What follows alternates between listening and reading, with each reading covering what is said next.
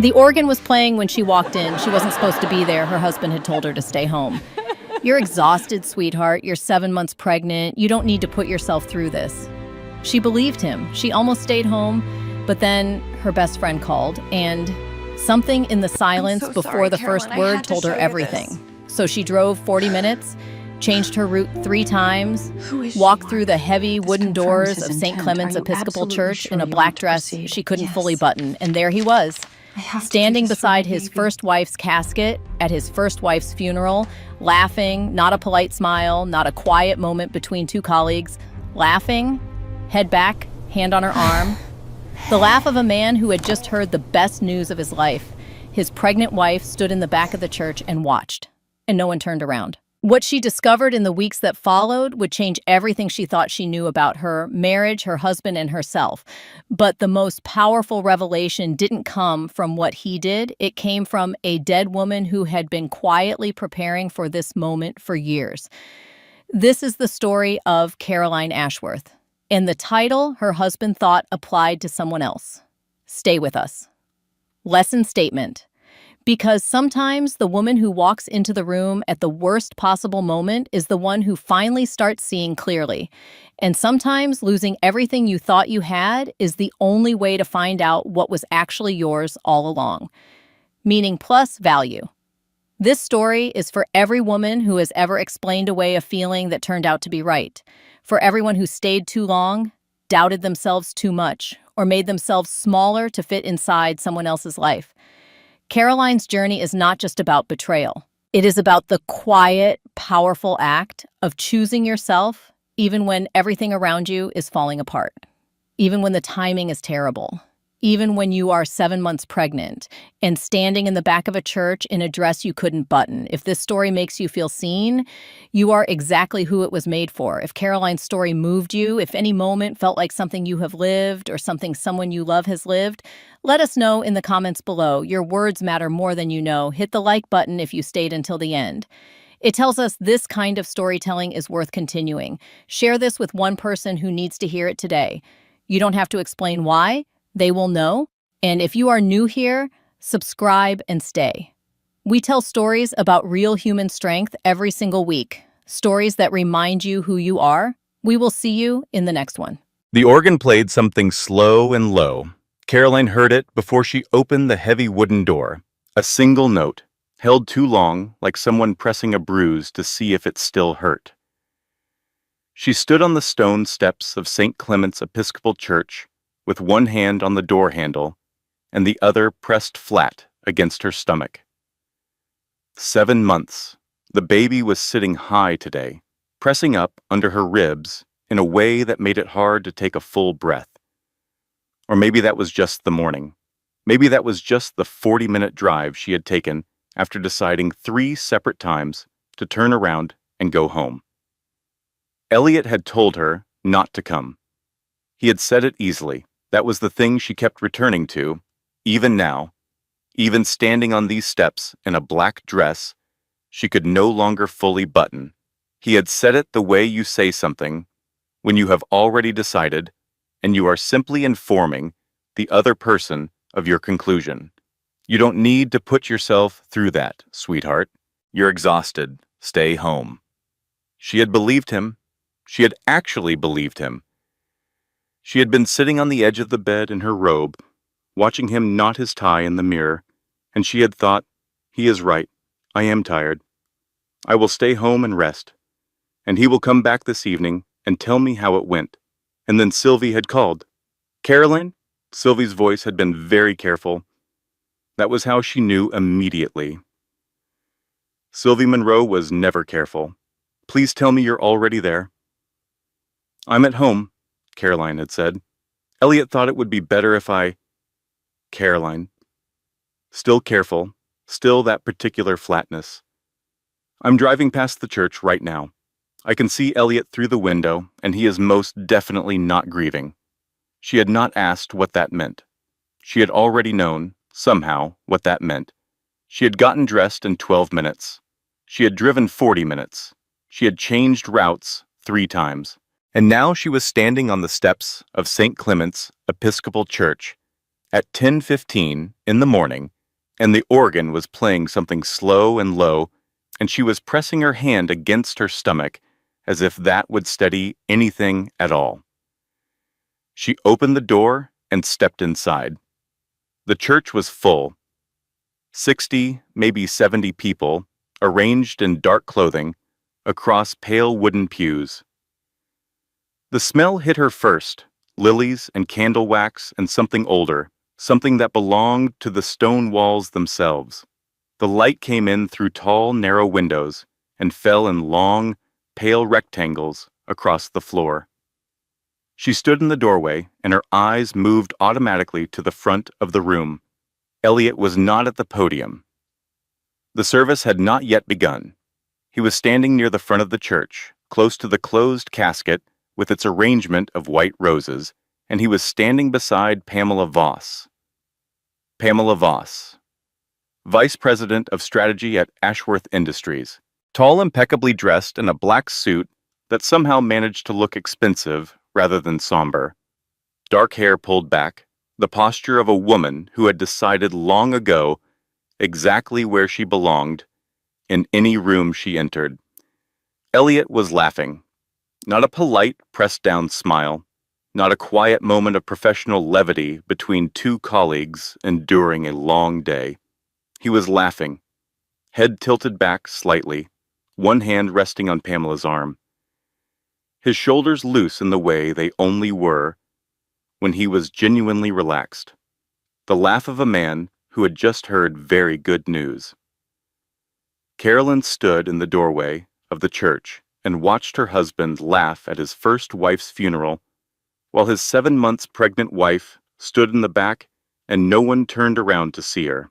The usher materialized at her elbow, a young man in a dark suit, probably 22, looking at her with professional concern. "Ma'am, can I help you find a seat?" "Yes," she said. Her voice came out normally. She was surprised by that.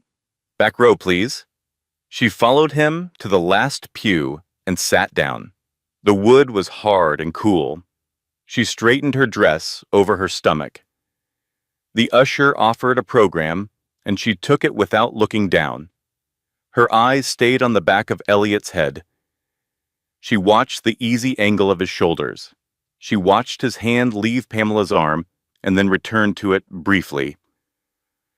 A gesture so natural, it had obviously happened many times before. She watched Pamela say something and Elliot tilt his head slightly to listen. A small, intimate tilt, the kind you only develop with someone whose voice you know well. This is what disbelief actually feels like, she thought. Not dramatic, not loud, just very, very still. The organ shifted into something more formal. The gathered crowd moved and settled. Elliot took his seat in the front pew, and beside him, stiff-shouldered and red-eyed, sat Thomas, Elliot's son, Meg's son. 26 years old and looking younger today, the way grief does to people. He sat as far to the right of his father as the pew allowed. Pamela settled into the second row. She settled there with the ease of someone who had decided in advance where she would sit, had not consulted anyone about it, and was entirely comfortable with her choice. The second row, Caroline thought, not the third, not respectfully back. The second row. She checked her phone. She did not know why. Force of habit. Lock. Unlock. The screen showed no messages. Elliot had not texted to ask how she was feeling. He had not texted to ask if she had stayed home, as he suggested. Lock again. The minister began to speak about Margaret Ashworth. He talked about her charity work, her 3 decades as a figure in this community, her love of roses, and her insistence on remembering every person's birthday without a calendar. Her grace, the minister said, and her humor and her absolute commitment to the people she loved. Caroline listened and looked at the program in her hands. Margaret Eleanor Ashworth, born 1952, died this past January. Pancreatic cancer, stage 4, diagnosed 2 years ago. Elliot sat in the front row with his hands folded. He looked appropriately solemn now. He had turned it on like a switch. Caroline watched him turn it on and felt something move inside her chest.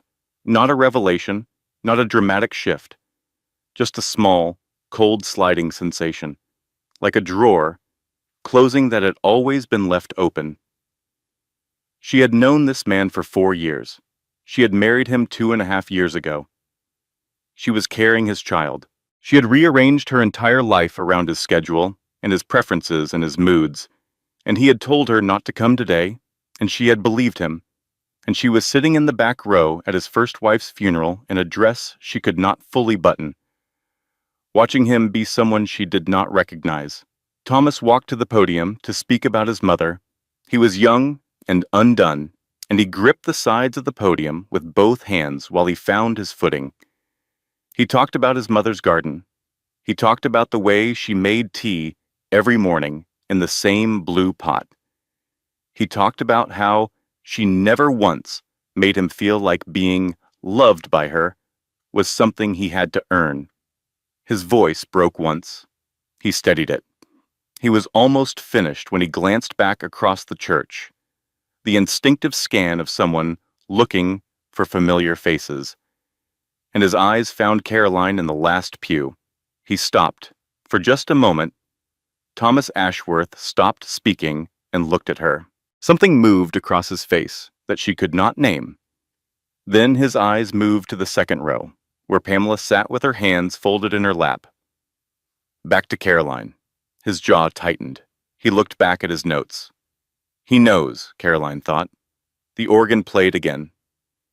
Someone near the front began to cry with the soft, helpless sound of genuine grief. Caroline sat in the back row and listened and held the program in her hands and did not cry at all. She stayed very, very still. The reception was held at the Ashworth estate. This struck about Caroline, now with a clarity she had not felt when she arranged it.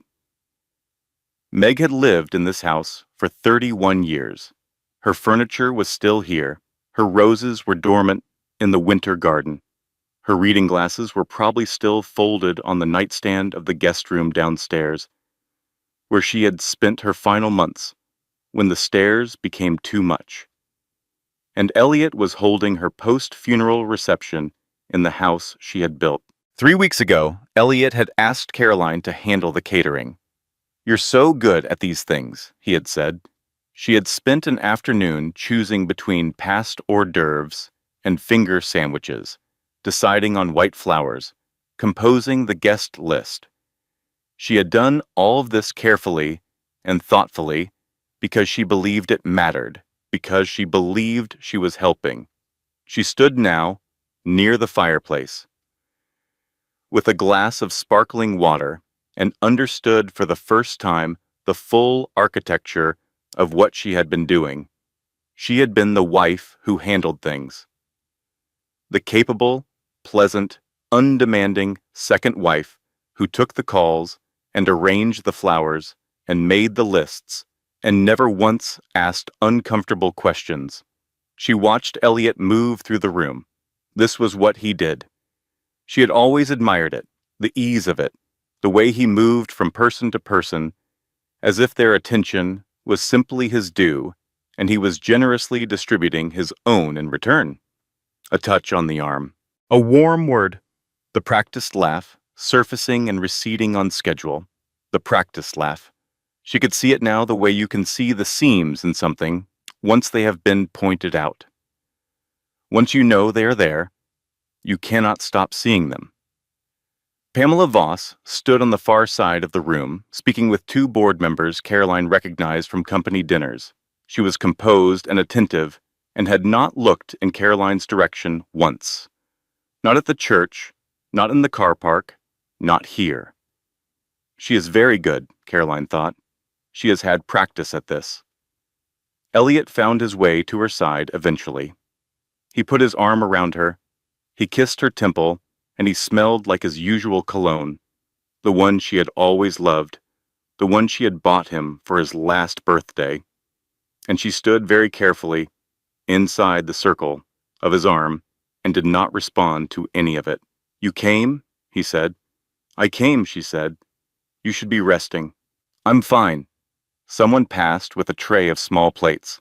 Elliot took one without looking at it. He was performing attentive husband. She recognized the performance now with a precision that made her feel slightly sick. "Sylvie called me," Caroline said. Something moved across Elliot's face. It was very fast, gone before she could properly name it. And then the smile came, but not the right kind of smile. The smile he used when something had surprised him, and he needed 3 seconds to compose his response. She had seen that smile before, she realized. She had seen it many times. She had simply never understood what it meant. "How many times has he used that smile on me?" she thought. "She worries too much," Elliot said pleasantly. "She said you seem to be holding up well. It's a difficult day. You manage the way you manage." Caroline looked at him. He looked back at her with warm, steady eyes, and she realized that she had absolutely no idea what was happening behind those eyes. She had been married to this man for 2.5 years, and she had believed she knew him, and she had no idea. She had never had that thought before, not once in 4 years. It was the most frightening thought she had ever had. "I'm not crazy," she said to herself. Not out loud, in the quiet underneath everything. "I know what I saw." Nora Caldwell appeared at her elbow. 40 years old, the estate manager, quiet and efficient, someone who had worked this house for 11 years and had therefore known Meg far better than Caroline ever would. She brought a chair and set it near the fireplace, without a word. "You've been on your feet too long," she said quietly. The simple kindness of it made Caroline's eyes sting. She sat down. Thomas found her near the window some time later. He was holding a glass of water he wasn't drinking. He looked worse up close, the skin around his eyes raw and tired. "She talked about you," he said. Caroline looked at him. "Meg did?" She said. He stopped. He looked at the floor and then back at her. "She said she hoped you knew what you were in." The words landed and stayed. Caroline opened her mouth. She found nothing to say. "I'm sorry," Thomas said, and he looked as though he meant it for several different reasons at once. "Today isn't the right day. I just wanted you to know she thought about you." He moved away. Caroline stood at the window. Outside, the winter garden was bare. The rose bushes were dark, twisted shapes against the pale January ground. Meg had planted them, presumably.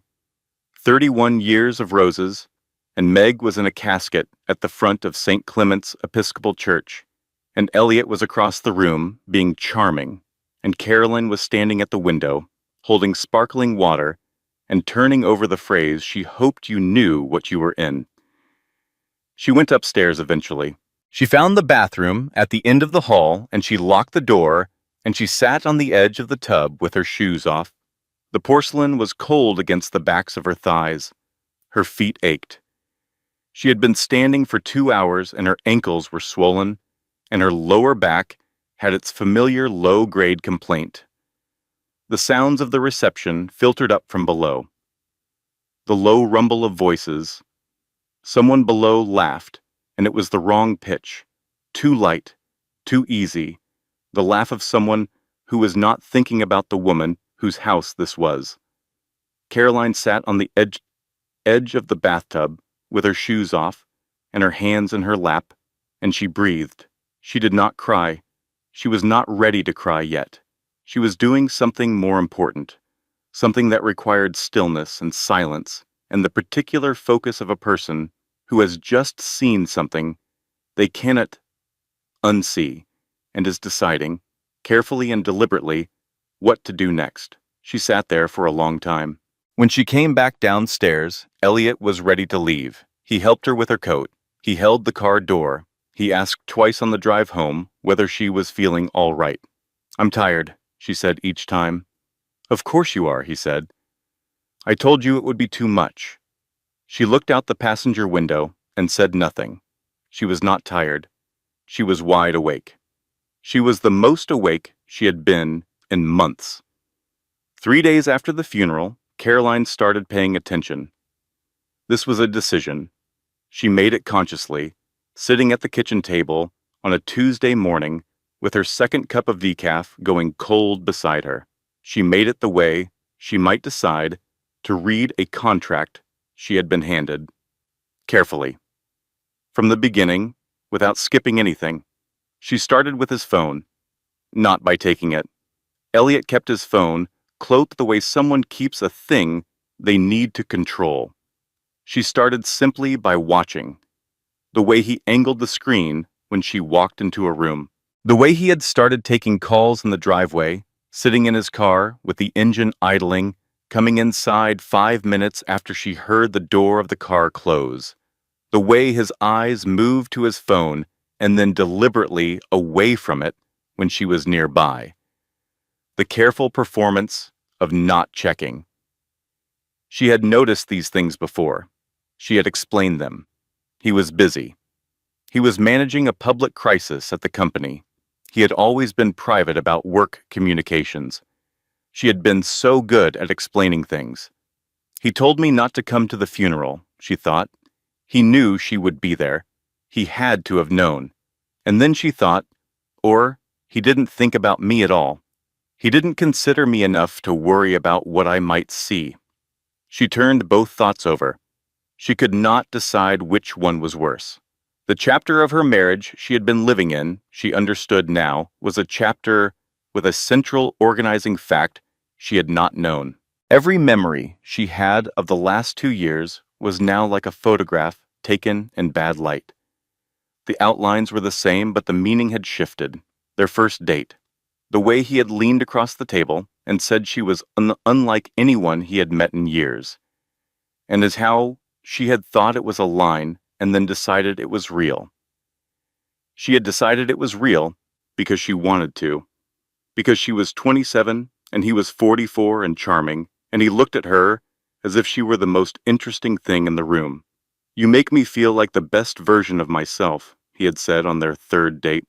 She sat at the kitchen table and thought about that sentence. She had kept that sentence like a small, warm thing, taken it out and held it occasionally the way you hold something you love. She had thought it meant something true about her, about who she was to him. God, I was so stupid, she thought. Not because I fell for it, because I was so eager to believe I was special that I never once asked what made me special. Was it me, or was it just that I was new? She was thinking about this on Thursday when Sylvie arrived. Sylvie Monroe knocked twice and then let herself in with the spare key she had been carrying for 3 years. She was 33 and red-haired and carrying a paper bag from the tie place on Clement Street and a look on her face that Caroline recognized as the look Sylvie wore when she was carrying something difficult. "I brought food," Sylvie said. "Thank you," Caroline said. "And something else." Sylvie set the bag down on the counter and stood with her hands in her coat pockets, looking at Caroline with an expression that was equal parts determination and guilt. "I need to show you something, and I need you to know I've been going back and forth about this for a long time, and I'm sorry it's taken me this long." She took out her phone. She held it out. Caroline looked at the screen. It was a screenshot of a photograph. Posted and then deleted, Sylvie explained quietly, by someone at Ashworth Industries who had thought it was private and then thought better of it. Sylvie had screenshotted it in the minute between posting and deletion. The photograph was of Elliot and Pamela, a restaurant, candlelight and wine and the particular angle of 2 bodies across a small table, not a work dinner. The angle was wrong for a work dinner. The hands were wrong. Everything was wrong. The date stamp in the corner of the post read, 14 months ago. Caroline looked at the date for a long time. 14 months ago, she had been 3 months pregnant. She had been so exhausted, She was sleeping 10 and 11 hours a night and waking up still tired. She had given up coffee. She had given up soft cheese and deli meat and certain kinds of fish. She had been doing all the careful, effortful, unglamorous work of growing a human being. And Elliot had been at a candlelit dinner with Pamela Voss. She held the phone. The kitchen was very quiet. The refrigerator hummed. Outside, a car moved slowly through the rain. "How long have you known?" she asked. The pause before Sylvie answered told her everything. "I suspected," Sylvie said, "for about 8 months. I didn't have proof, and I kept telling myself I was wrong, that I was being paranoid, that it wasn't my place. God, Caroline? I know that's not good enough. I know." Caroline set the phone down on the table. She stood up. She was not sure why she stood up. She walked to the pantry. She opened the pantry door, and she looked at the shelves, and then she began to take things down. Cans and boxes and jars. She turned them all label forward. She started alphabetizing. Artichoke hearts, black beans, chicken broth. She did this for 40 minutes without speaking. Sylvie sat at the kitchen table and let her. When Caroline finally stopped, she was holding a box of pasta and looking at it without seeing it. Sylvie stood up gently and took the box from her hands and put it on the shelf. "Come sit down," Sylvie said. Caroline sat down. She pulled a legal pad from the junk drawer and a pen. She wrote Elliot's name at the top. She wrote the date of the photograph. She wrote the date she had told him she was pregnant, and the date of their last vacation, and the date of the business trip to Dallas that had ended one day earlier than he said it had. She wrote the name Pamela Voss, and she wrote the title Funeral, and she wrote the phrase, "He told me not to come." She wrote for a long time. Her handwriting got smaller and more precise as the list grew, as if compression were a form of control.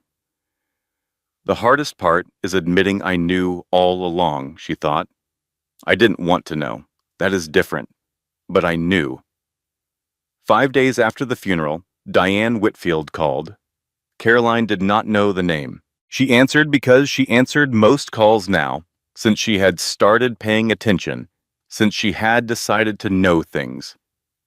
"Mrs. Ashworth," the woman said, "my name is Diane Whitfield. I was Margaret Ashworth's personal attorney. I've been thinking about whether to call you for several days.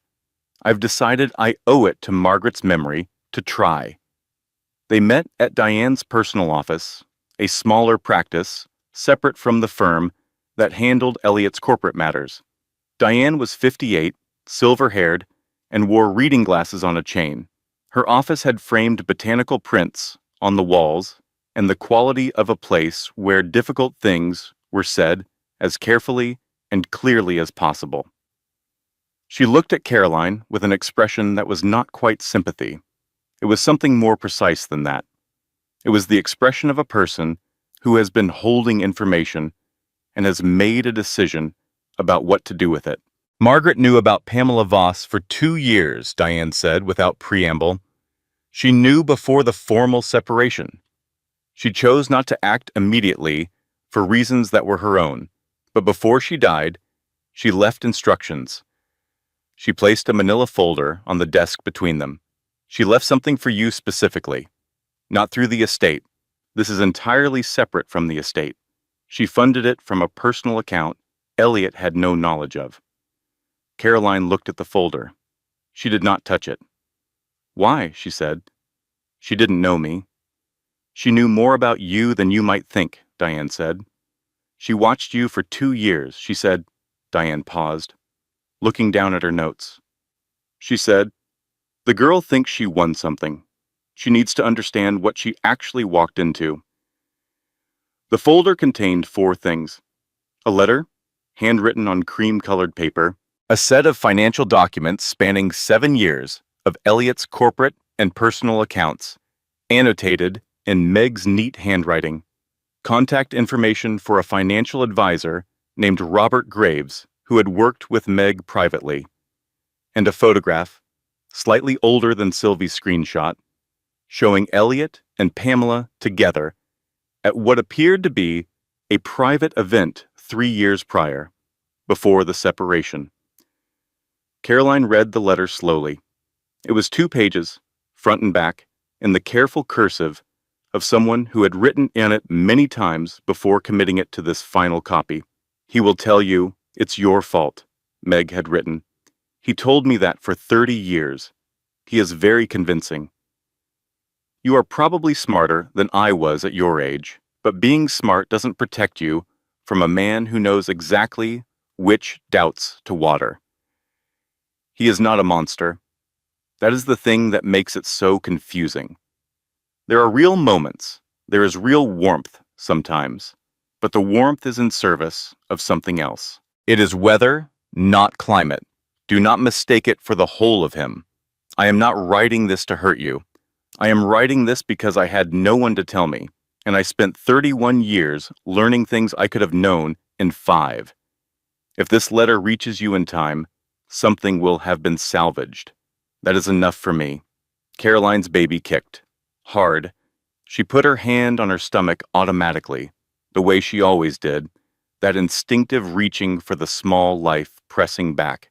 "She knew I was pregnant?" Caroline said. "She knew," Diane said quietly. Caroline sat with that for a moment. A woman she had never met, dying of cancer, knowing about her pregnancy, thinking about her, writing a letter. She drove home the long way. She took the river road, which added 20 minutes, and then she drove past the pharmacy on Birch Street and pulled into the parking lot and turned the engine off. She sat there. A woman came out of the pharmacy, pushing a stroller with one hand and holding a prescription bag with the other. An old man in a wool coat moved slowly toward the entrance, taking his time. A teenager sat on the curb looking at his phone. Normal Thursday things. Caroline sat in the parking lot for 23 minutes by the clock on the dashboard. She did not go in. She did not go home. She sat and she looked at the pharmacy and the people moving in and out of it, and she thought about the woman who had been in this marriage before her, who had learned everything slowly and painfully over 31 years, and who had decided at the end of her life that the one useful thing she could do was leave a map. She thought about pretending she hadn't seen the folder. She thought about putting it in a drawer. She thought about all the ways she had explained things before, all the small compressions she had made, all the space she had taken from herself to give to the story she wanted to believe. That night, when Elliot came to bed at 11, Caroline was already lying down with her eyes closed. She listened to him move through the room, the bathroom, the closet, the weight of him settling into the bed beside her. She lay completely still. She breathed slowly and deliberately. He fell asleep in 4 minutes, the way he always did. She lay in the dark for 3 hours with her hand on her stomach. At 2:30 in the morning, her phone lit up on the nightstand. She reached for it carefully, not waking him. A text from an unknown number that introduced itself in 2 sentences as Thomas Ashworth. "Can we talk?" "Not about the estate, about something she left for you that Diane doesn't know about." Thomas Ashworth lived in an apartment on the north side of the city, 20 minutes from the estate where he had grown up. It was a modest place for the son of a billionaire, deliberately modest, Caroline understood. The choice of someone who had decided to build a life at a specific distance from his father's money. She met him on a Saturday morning while Elliot was at the office. Thomas was 26 and grieving and furious, and the combination made him seem both younger and older than his actual age. He made coffee she did not drink and sat across from her at a small kitchen table and put a box between them. Inside the box was a USB drive. She recorded voice memos, he said, on her phone for the last 11 years of the marriage. She kept a journal before that, but she switched to audio when the writing got difficult. She started doing it because she wanted a record, she said, in case she needed one, and then she kept doing it because it helped her. He looked at the drive and then at Caroline. She knew the legal documents, Diane, has would help you handle the practical things, but she said you'd need this for the other thing, knowing who he actually is. She said documentation tells you what happened, but the voice memos tell you how it felt. Carolyn took the drive home. She sat in her car in the garage with the door down, and she plugged the drive into her laptop, and she opened the first file. Meg's voice was dry and unhurried. It had the slight breathiness of someone speaking quietly, privately, without an audience. She talked about Elliot, the way a scientist might document a recurring natural phenomenon, with accuracy and with very little remaining surprise. This is the third time this month he has told me I am remembering something incorrectly, Meg said, in the first recording. It was dated 9 years ago.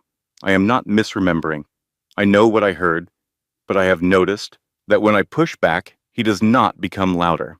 He becomes quieter and more certain, and I find myself wondering whether I am the unreliable one. I am beginning to understand that this is the point. Caroline listened to 4 recordings before she had to stop.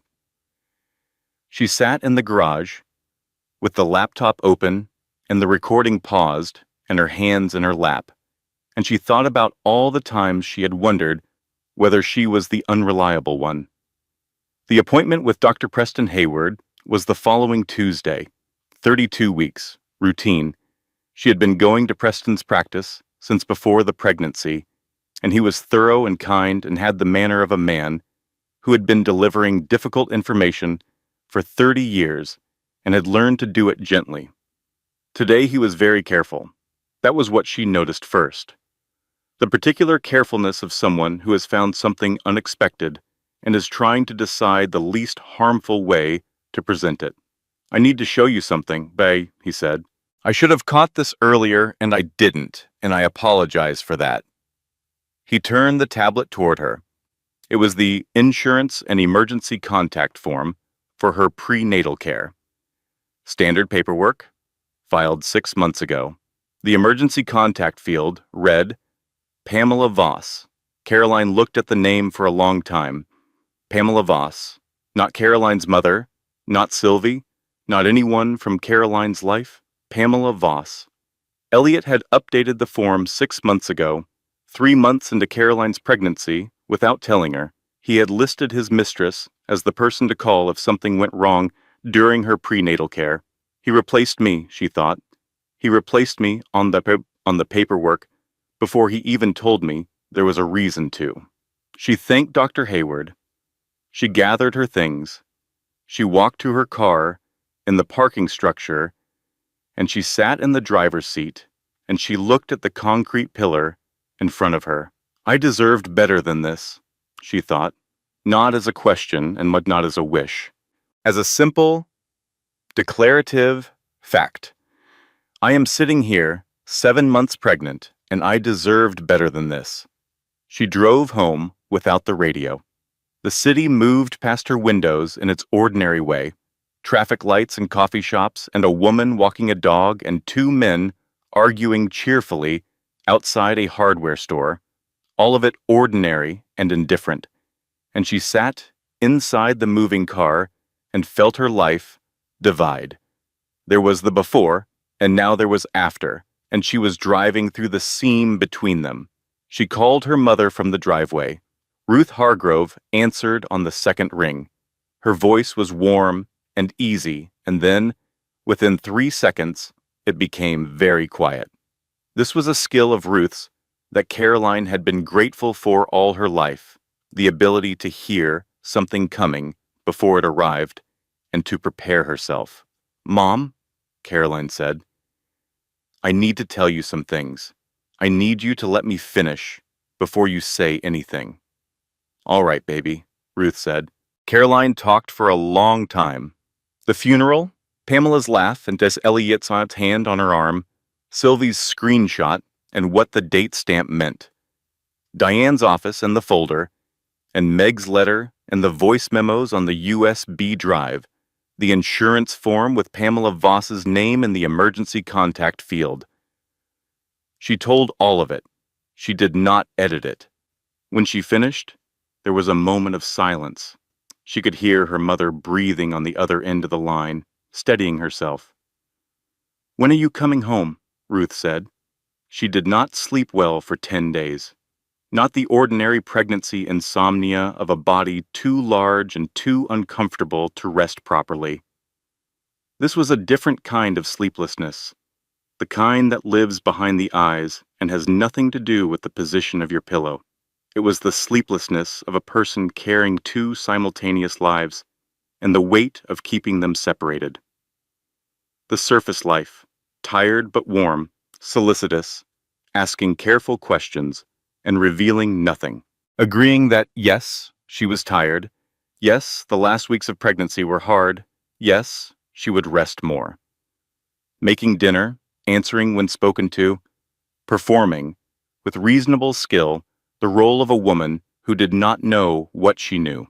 The underground life, listening to Meg's voice memos in her car at 1 and 2 in the morning, adding to the legal pad, reading the financial documents Diane had provided, watching Elliot with the careful attention of someone cataloging rather than experiencing. By week 32, Dr. Hayward noted elevated blood pressure. The baby was fine. He said the word stress in a very neutral way, in the professional manner of someone who has decided not to pursue that thread but wants it noted. She was eating too little. She could feel it.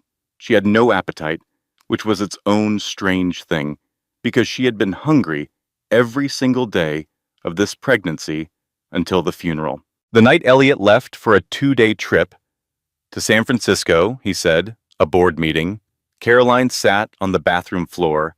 She had not planned to sit on the bathroom floor. She had been brushing her teeth, and she had looked at herself in the mirror, and something in the looking had just run out. She sat down on the tile, with her back against the cool porcelain of the tub, and her legs out in front of her, and she sat there. She did not cry for a long time, and then she did. It was not a graceful cry. It was not the kind of crying that looks good or feels cathartic or arrives with any sense of release. It was an ugly, gasping, wrecked kind of crying that had been compressing for 10 days in her chest, and that came out now sounding almost angry because it partly was. She was angry. She was also terrified. She was also, underneath both of those things, deeply sad in a way she had not expected. Not sad for herself, exactly. She would be sad for herself later, she understood. She was sad for the person she had been 18 months ago, standing in this same bathroom, different circumstances, crying then too, but in an entirely different way. She had stood in front of this mirror, holding a positive pregnancy test, and cried from joy, actual, uncomplicated joy, and she had taken a photo to show Elliot, and she had been so certain, so completely certain, that she had built something real. He never loved me, she thought. Not the way I thought, not actually.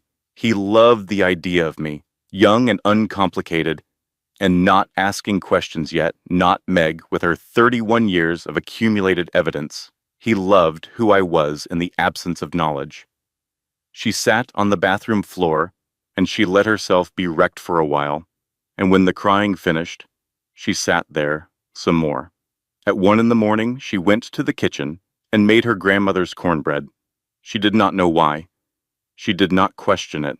She mixed the batter and poured it into the cast iron pan she had bought at the farmer's market 2 summers ago, and she put it in the oven, and she sat at the kitchen table and listened to it bake.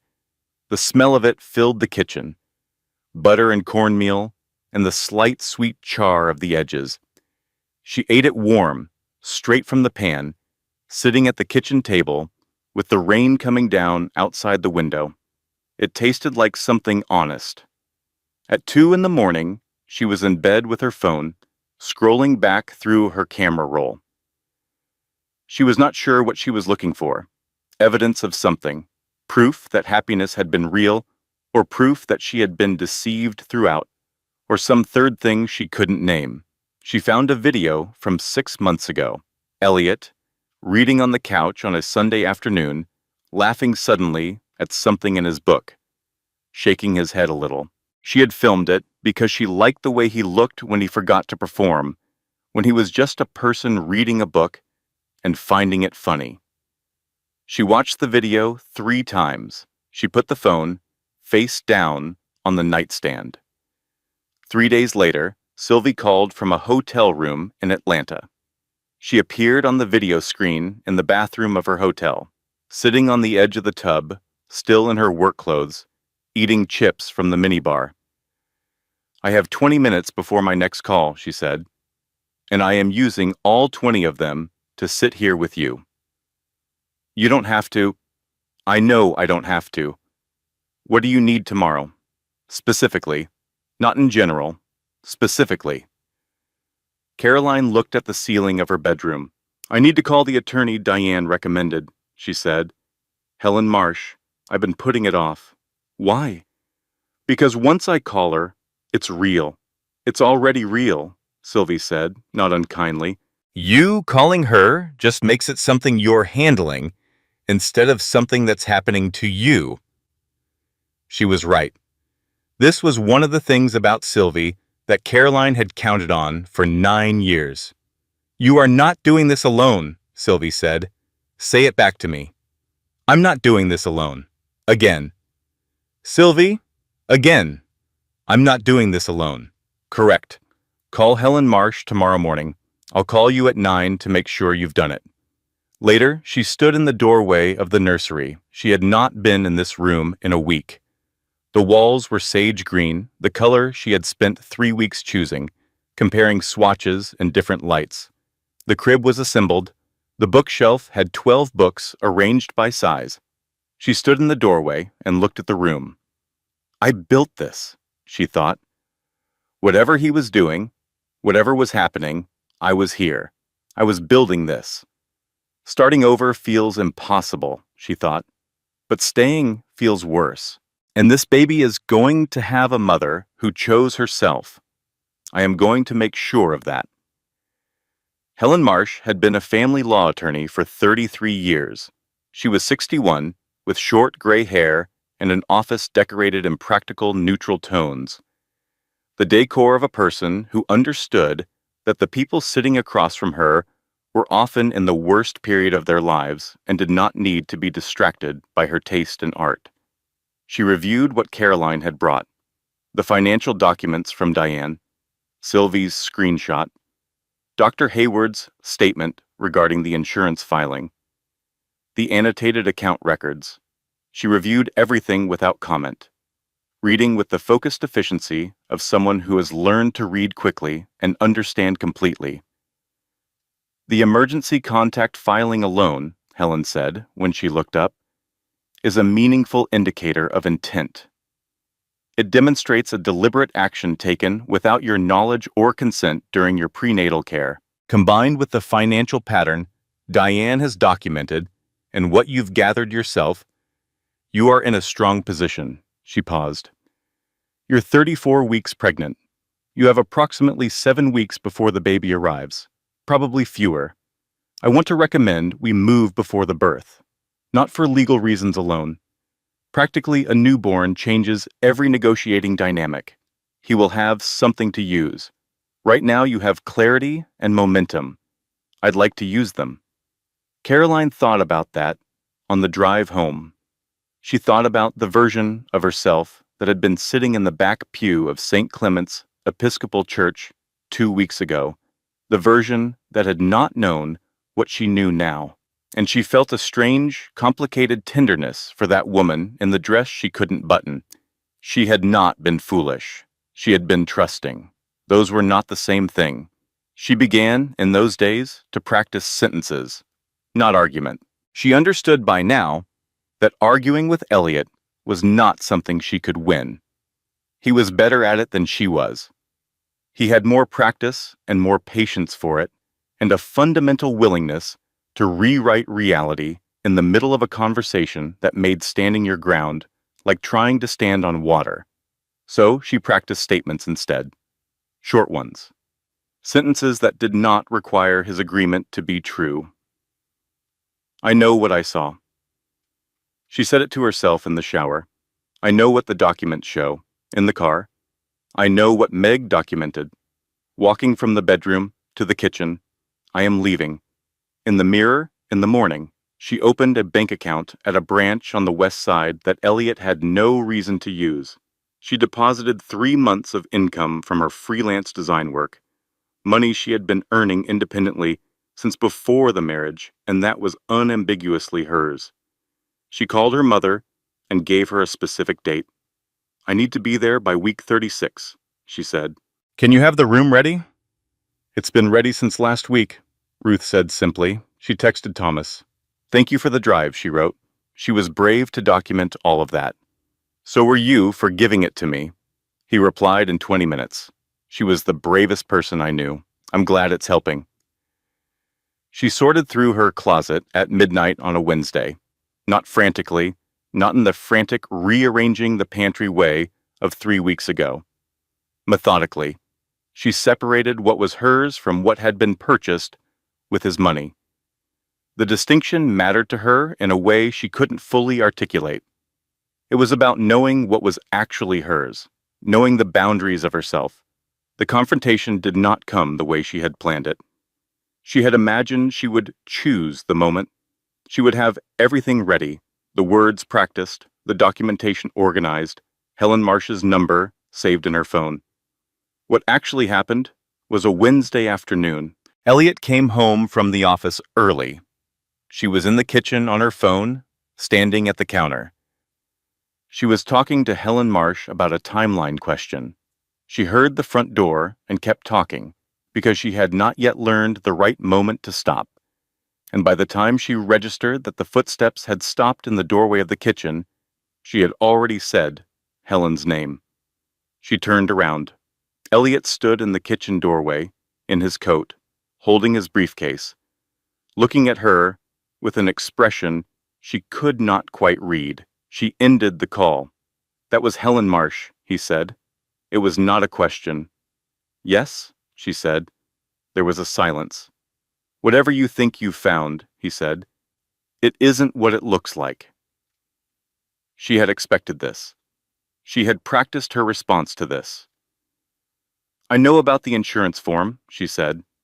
I know about the photograph from 14 months ago. I know about Dallas. I know what Meg documented. His face changed. Several things moved across it in sequence. Pamela is a colleague, he said. You're heavily pregnant and under significant stress, and you've been talking to people who are not acting in your interest. Pamela is a colleague, she repeated. That's what you're going with. After everything I've done for you, he said, and his voice shifted in a way she recognized now. Lower and more certain.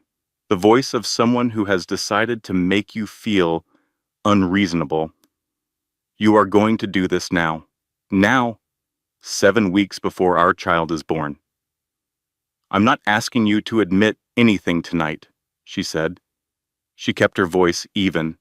She had practiced keeping her voice even. I'm telling you that I know, and that I have retained counsel, and that I'll be staying at my mother's starting next week. He looked at her for a long moment. She could see the expressions moving behind his eyes. She could see him cycling through his options. She had watched him work rooms full of people for 2 years, and she recognized the calculation now for exactly what it was. You're making a mistake, he said finally. No borrowing you shall, Caroline said. I made a mistake. I'm correcting it. She drove to the pharmacy afterward. She had no specific reason to go to the pharmacy.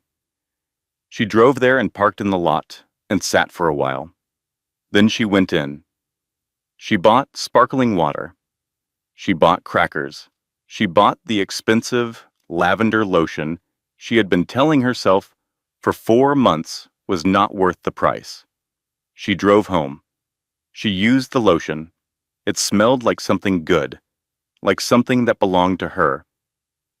Ruth Hargrove's house was small. This was the first thing Caroline thought when she arrived on a Thursday evening with 2 suitcases and her laptop bag and the box of Meg's documents and the USB drive. The house was small and warm, and it smelled like coffee and the cedar sachet Ruth had kept in the hall closet for as long as Caroline could remember, a smell that belonged absolutely and only to the specific feeling of being safe. Her old room was a craft room now. Fabric samples on a table, a sewing machine in the corner, bins of yarn, but there was a bed with clean sheets and a small table beside it with a lamp and a glass of water and a paperback novel that was entirely wrong for Caroline's tastes and exactly right for the gesture. She slept 11 hours. She woke up in her mother's house at 8 in the morning, and the light came through the window at the particular angle of a winter morning, and she lay still for a moment and simply breathed. She had not slept properly in 3 weeks. She had forgotten what the absence of dread felt like. She lay in the bed in her mother's craft room and breathed and thought, with great simplicity, this is a good morning. Helen Marsh and Diane Whitfield were in communication now, working in parallel on the legal proceedings Caroline had formally initiated. Helen had been right about the financial documentation. Meg had been meticulous, decades of meticulous. She had documented the specific patterns Elliot used across both marriages, the methods of asset reclassification, the way money moved between entities in ways designed to minimize apparent net worth during legal scrutiny. She had not used any of it in her own divorce proceedings. She had been too tired by then, Diane explained. Too ill, too depleted, too close to the end. She had gathered it all, and she had held it, and she had decided it was not for her. It was for whoever came after.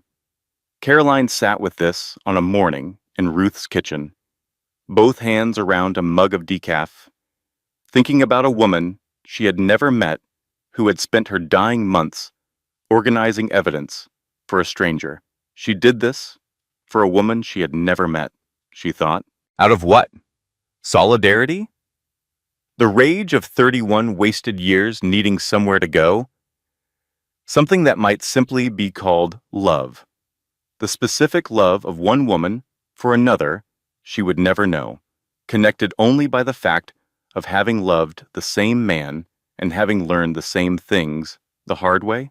She thought about Meg at 70, sick, knowing the time was limited, sitting in some room of that house, speaking quietly into her phone, recording her 11th year of observations for an archive she was building for someone she could only describe and hope for. It reached me, Caroline thought. It reached me in time. Somewhere along the way, she became invisible, Caroline thought. She documented everything because that was the only way to make herself real to herself again. I was letting that happen to me too. 5 more years, and I would have started making my own archive. The evening scene with Ruth happened on a Saturday, over decaf for Caroline and actual coffee for Ruth, who had made her position on decaf clear years ago and saw no reason to revise it. Ruth had been careful these past days, careful and present and not pushing. She had given Caroline space, and she had made meals, and she had not once said anything that began with the words, "I told you so," even though she had told her so, in her way, from the beginning. Now she set her cup down, and she looked at her daughter, and she said what she had been holding. "I never told you this," Ruth said. "The first time I met him, I drove home from that dinner, and I cried." Caroline looked at her. "Not sad crying," Ruth said. "Scared crying. Something about the way he talked over you twice, and both times you adjusted what you were saying to fit what he'd already said, and you didn't even seem to notice. I tried to tell myself I was being an overprotective mother. I told myself you were happy and smart and you'd figure out whatever you needed to figure out. Mom, let me finish. I should have said it. I'm not saying it would have changed anything because I know you, and I know you had to learn it yourself. But I'm sorry I let you walk in there without knowing I was scared. Carolyn reached across the table and took her mother's hand. I knew, she said. I think I knew you knew. I just didn't want to know that you knew. Ruth turned her hand over and held her daughter's. They sat like that for a while. In the garden the next morning, Caroline sat on the old porch bench in one of Ruth's oversized cardigans. 35 weeks. The garden was bare, winter stripped, but the bird feeder was full, and a cardinal had found it, a small red intensity against the gray morning, then a sparrow, then two. The morning was very quiet. Diane called mid-morning with news about the proceedings, confirmation of something they had already prepared for, the kind of news that closes a door rather than opens one. After she hung up, Caroline sat in the morning quiet for a while. She put her hand on her stomach. Here's what I know, she said quietly, not to herself, to the baby. Your father is complicated, and I am sorry for that, and someday you will decide for yourself what to do with that. But you are going to be born into a life that is honest. I can promise you that. I can absolutely promise you that. 3 weeks later, Caroline was 38 weeks pregnant, and the divorce proceedings had formally begun.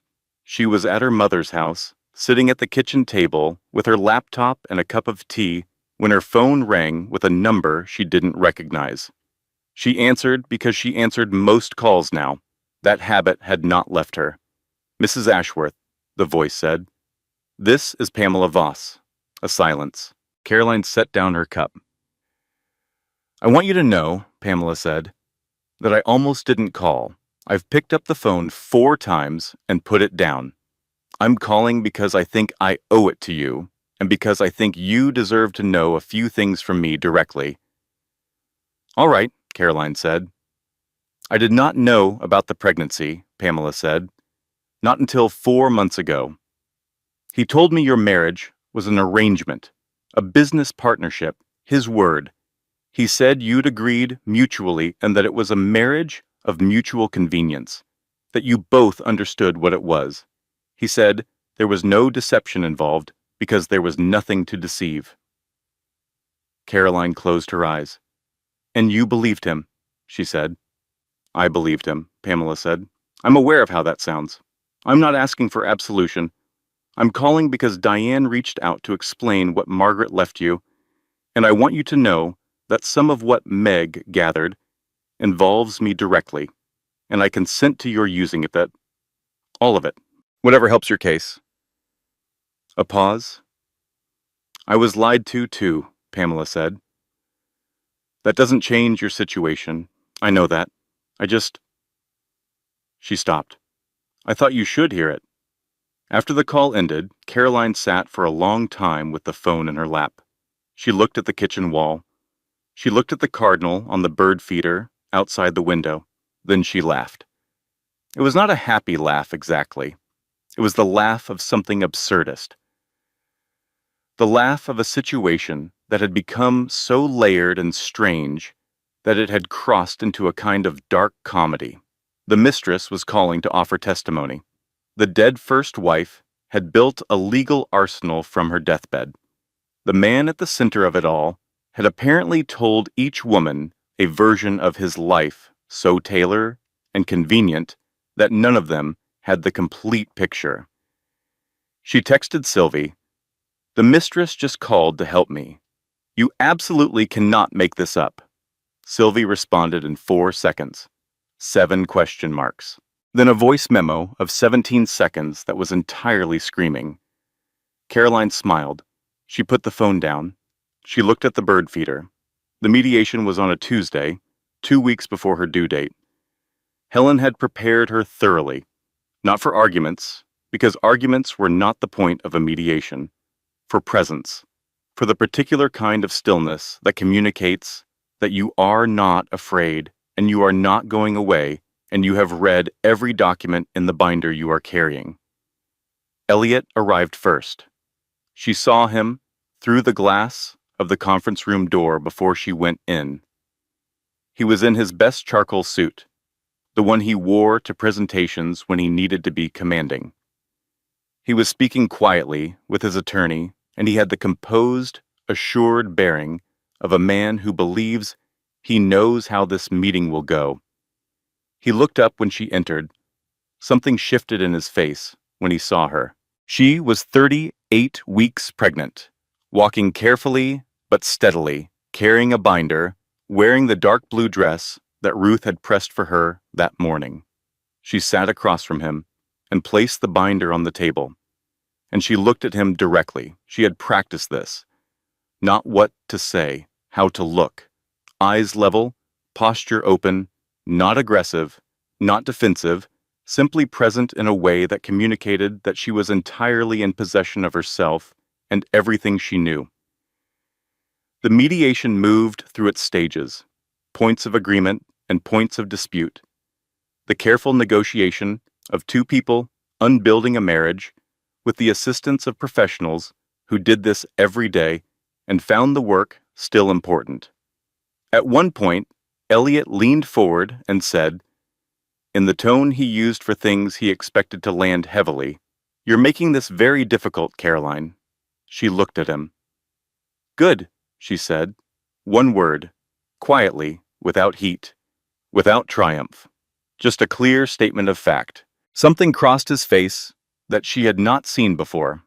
Not calculation, not the practiced warmth, something smaller and more honest than either of those, something that surfaced briefly before he controlled it. She thought it might be the first genuinely true thing she had ever seen from him. The mediation concluded with terms that Helen had indicated were fair, and which Caroline understood to be as good as this kind of ending got.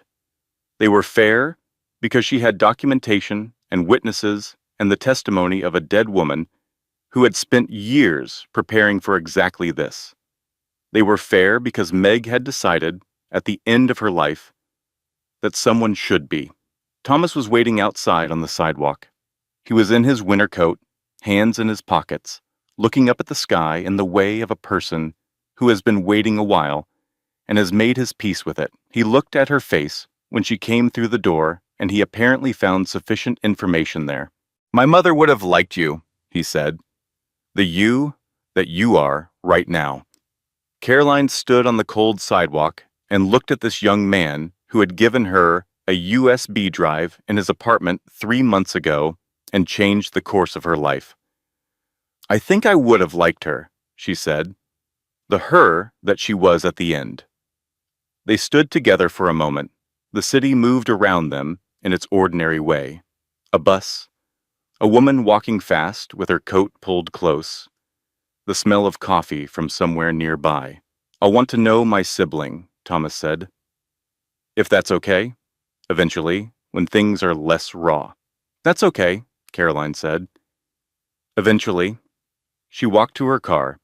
The sky was the particular pale blue of a cold February afternoon, sharp and clear. She drove back to her mother's house. She drove the speed limit.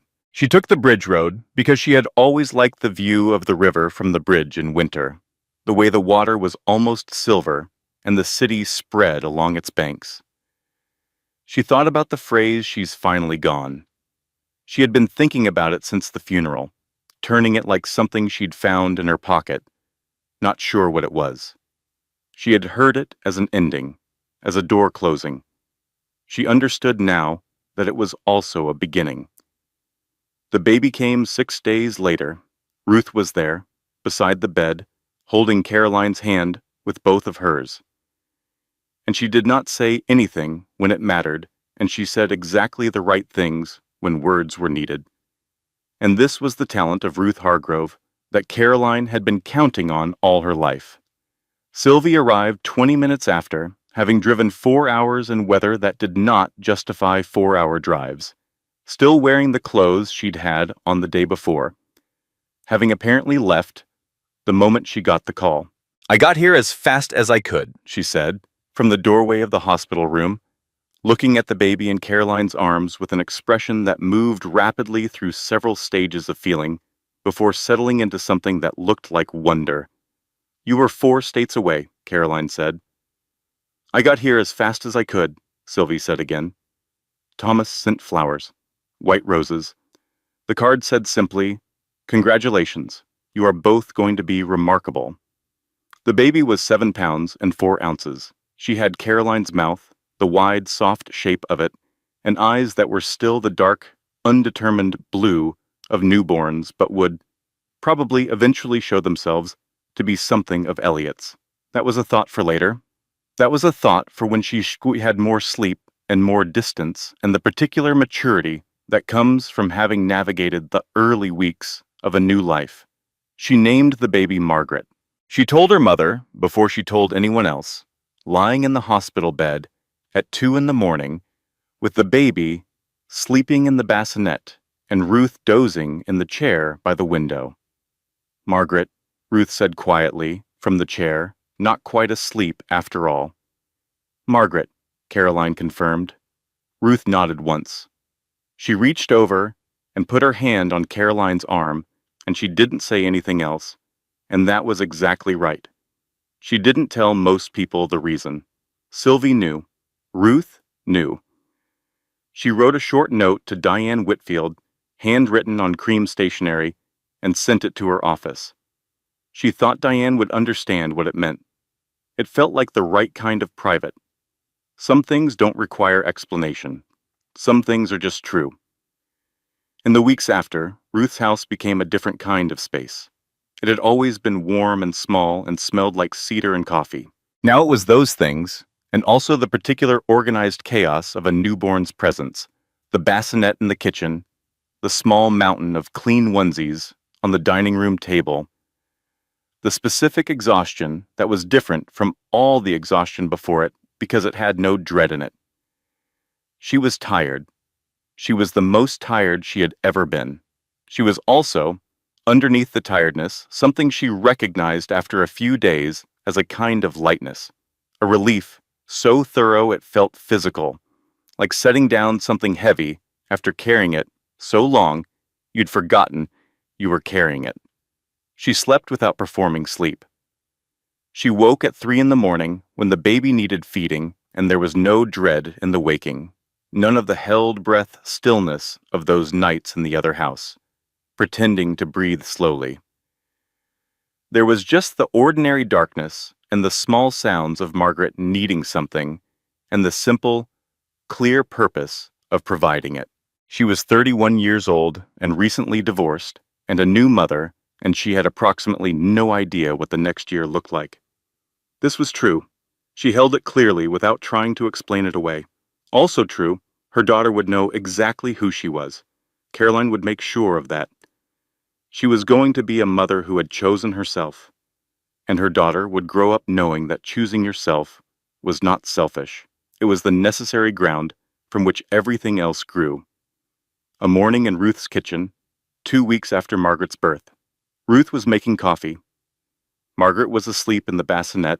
They had moved into the kitchen because the company was good for everyone.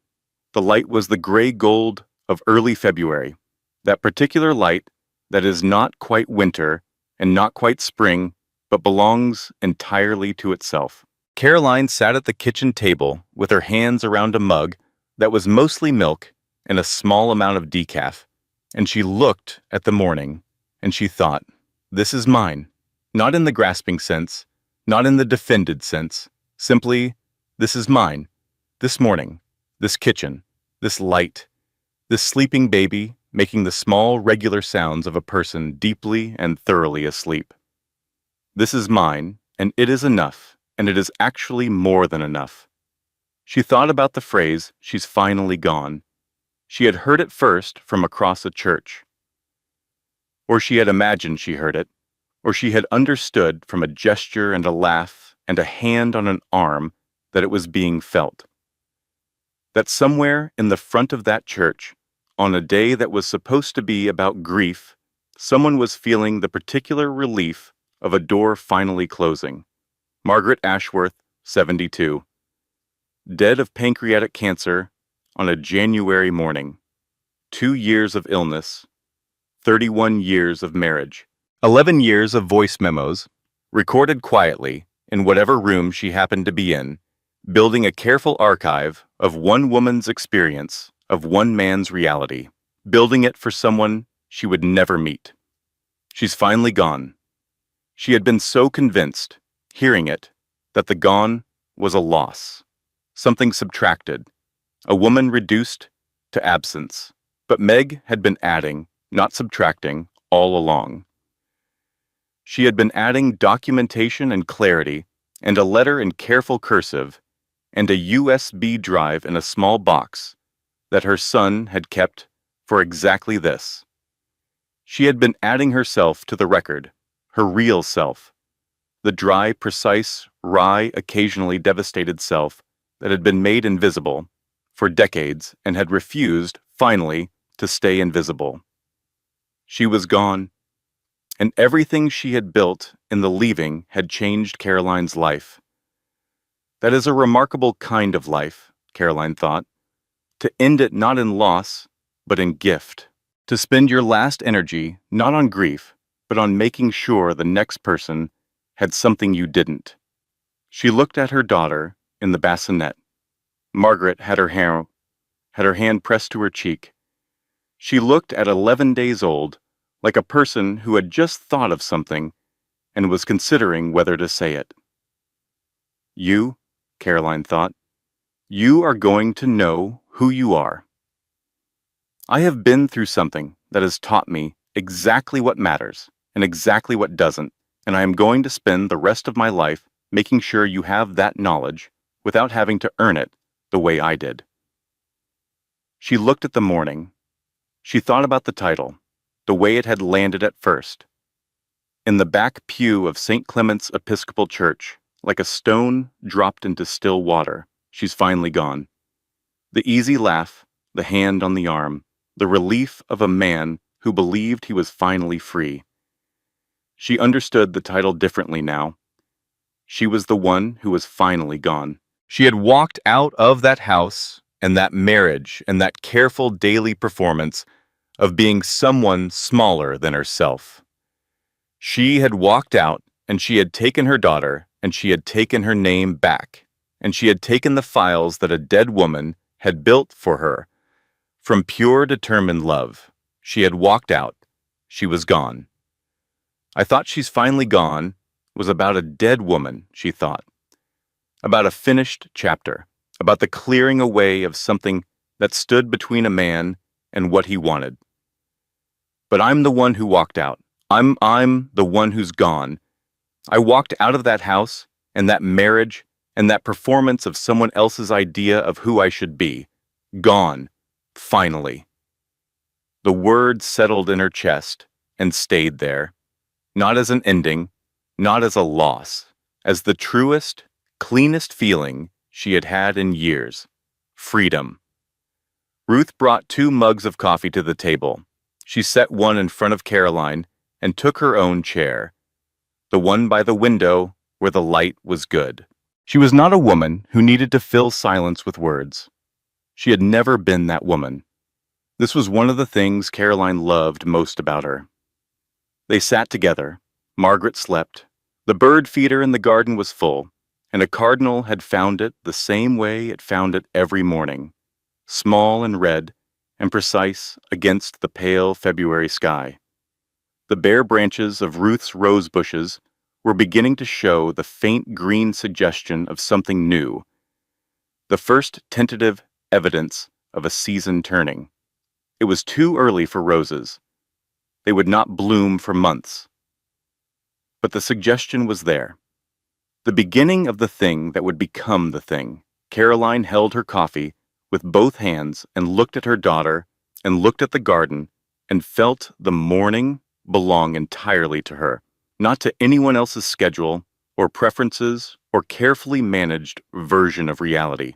To her, this morning, this kitchen, this light, this baby, sleeping with her hand pressed to her cheek like a small philosopher, this was what she had walked toward, not just away from something, toward this. Outside, a second cardinal joined the first.